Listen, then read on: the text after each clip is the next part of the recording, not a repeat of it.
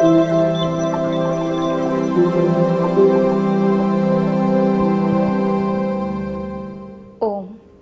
ശാന്തി.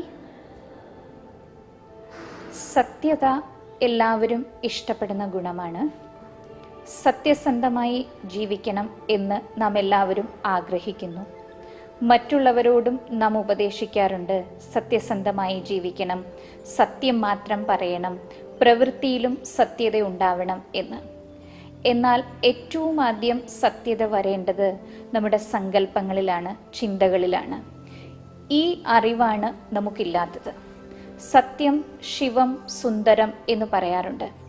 സത്യം എന്ന് പറയുന്നത് ശിവനാണ്, അത് സുന്ദരമാണ് എന്നാണ് അതിൻ്റെ അർത്ഥം.